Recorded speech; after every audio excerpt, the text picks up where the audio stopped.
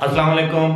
अबरार रशीद आपकी खिदमत में एक मरतबा फिर हाजिर है और मेरी आपसे रिक्वेस्ट है कि अगर अभी तक आपने मेरे चैनल को सब्सक्राइब नहीं किया तो आप इसे सब्सक्राइब कर लें और जो बेल आइकन है उसको आप ज़रूर प्रेस कर दें ताकि मेरी वीडियोस का नोटिफिकेशन बर वक्त आप तक पहुंच सके।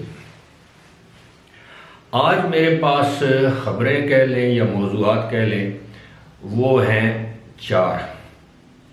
सबसे अहम खबर या मौजू तो ये है कि क्या अब पाकिस्तान पर जो वीज़े की पाबंदी है वो 5 या 6 महीने के लिए लगाई गई है। और दूसरी खबर ये है कि यूएई और थाईलैंड के माबैन वीज़े की क्या डील हुई।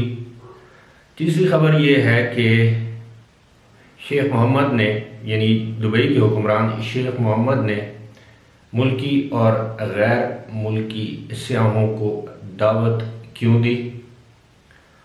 और चौथी खबर है यहूदियों के मजहबी त्यौहार को यूएई में मनाने से हवाले। लेकिन मैं यहूदियों के मजहबी त्यौहार से बात का आगाज़ करूँगा कि तारीख़ में पहली मरतबा यूएई में और बहरीन में 10 दिसंबर को यहूदियों का मजहबी त्यौहार हनुका मनाया गया, जिस पर न सिर्फ बहरीन और यूएई में मौजूद इसराइली यहूदी जो मौजूद हैं उन्होंने बड़ी खुशी का इजहार किया, बल्कि इस त्यौहार को वर्चुअल तौर पर भी मनाया गया और पूरे इसराइल में एक किस्म का इस मजहबी त्यौहार पर जश्न मनाया गया। खुशी का इजहार किया गया कि पहली मरतबा एक इस्लामी मुल्क में, बल्कि 2 इस्लामी ममालिक में बड़े मजहबी जोश व खरोश के साथ यहूदी त्यौहार हनुका मनाया गया।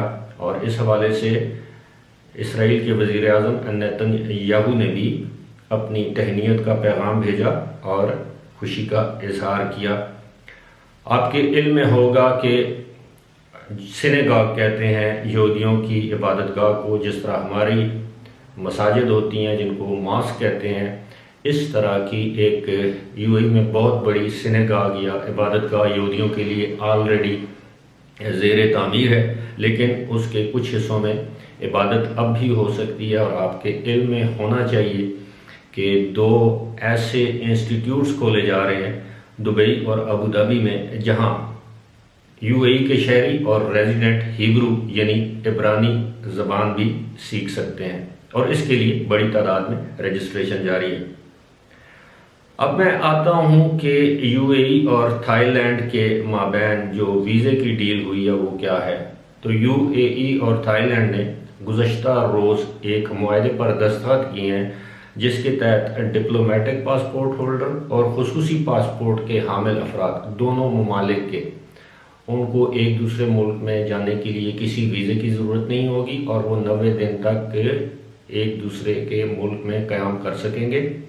और 90 दिन से ज़्यादा अगर वो क़याम करेंगे तो इस पर वीज़े की तजदीद चाहिए होगी। लेकिन बताया ये गया है कि दोनों ममालिक में जो कवानीन हैं इस इशू के हवाले से, इस मामले के हवाले से, पहले उन कवानीन को तब्दील किया जाएगा। जिस दिन से वो कवानीन तब्दील होंगे उस दिन से ये मुआहदा यानी वीज़ा फ्री मुआहदा नाफिजुल अमल होगा।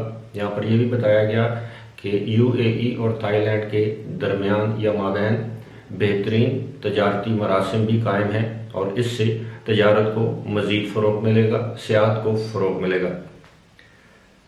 अब मैं बात करता हूँ शेख मोहम्मद की उस अपील की जो उन्होंने गुज़श्ता 2 रोज़ से कर रखी है, बल्कि दूसरे रोज़ पर दोहराई भी है। उन्होंने कहा है कि इस वक्त वो दावत देते हैं ना सिर्फ गैर मुल्की बल्कि मुल्की सयाहों को भी कि वो यूएई को, जिनको वो कहते हैं कूलेस्ट विंटर यानी इंतहाई शानदार खूबसूरत ठंडा मौसम, वो यूएई का एंजॉय करें। और इस हवाले से उन्होंने कहा कि बेहतरीन टूरिस्ट मुकामात उनके मुंतज़िर हैं। ये दावत उन्होंने अपने मुल्की यानी यूएई के बाशिंदों को भी दी है, वहाँ के रेजिडेंट्स को भी दी है और साथ ही साथ ये दावत उन्होंने गैर मुल्की लोगों को भी दी है।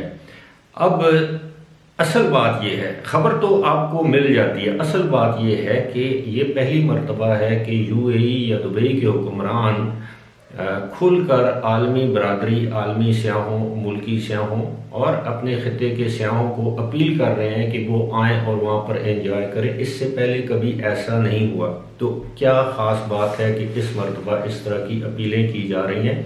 और वो ख़ास बात आपको मालूम है, वो ख़ास बात यह है कि इस बार कोविड-19 की वजह से लोग यूएई या दुबई आने को तैयार नहीं। आम हालात में दिसंबर के वस के बाद दुबई में किसी भी hotel, 3 star, 4 star, 5 star hotel में आपको बुकिंग नहीं मिलती, कमरा रहने के लिए कमरा नहीं मिलता। जो अपार्टमेंट बिल्डिंग्स हैं वहाँ पर आपको अपार्टमेंट नहीं मिलता, जो अपार्टमेंट होटल्स हैं वहाँ पे आपको अपार्टमेंट नहीं मिलता, और ये ओवर बुक्ड होते हैं और आपसे मनमाने किराए भी वसूल किए जाते हैं। लेकिन इस मर्तबा ऐसा नहीं है। वहाँ के होटल्स की ऑक्यूपेंसी 50% भी मुश्किल से नहीं है। इसी तरह जो एयरलाइंस की बुकिंग हैं, जो लोग आमतौर पर न्यू ईयर, क्रिसमस के मौके पर सफ़र करते हैं, वो एयरलाइंस की बुकिंग भी ना होने के बराबर है। और जाहिर है जब एयरलाइंस की बुकिंग नहीं होगी, होटल्स की बुकिंग नहीं होगी, तो इससे ये बात साफ जाहिर है कि वहाँ पर सयाह नहीं आ रहे, और सयाह नहीं आएंगे तो जो DSF है, ये दुबई शॉपिंग फेस्टिवल है, आप खुद समझ सकते हैं उसका क्या हाल हो। अलबत्ता जो मुकामी लोग हैं वो हर साल की तरह इस साल भी इन फेस्टिविटीज़ में, इन एक्टिविटीज़ में, इन सरगर्मियों में ज़रूर हिस्सा लेंगे, लेकिन वही पाबंदियों के साथ, यानी समाजी फासलों के साथ और दीगर जो एहतियाती तदाबीर हैं उनके साथ। लेकिन इस मरतबा दुबई समेत पूरे यूएई में न्यू ईयर की पार्टीज़ की इजाज़त नहीं दी जा रही। जिस तरह हर साल बुर्ज खलीफा या बुर्ज अल अरब या दीगर जो जगह हैं जहाँ पर हजूम इकट्ठा होता था रात के वक्त, यानी रात 12 बजे के वक्त या उससे पहले, अब वो नहीं होगा। अब मैं आता हूँ उस खबर की जानब जो पाकिस्तान के हवाले से गुज़श्ता 2 दिनों से सोशल मीडिया पर एक खबर गर्दिश कर रही है कि यूएई ने पाकिस्तान पर वीज़े की जो पाबंदी आयद की है, या पाकिस्तानियों पर वीज़े की जो पाबंदी आयद की है, वो मज़ीद 5 महीने जारी रह सकती है।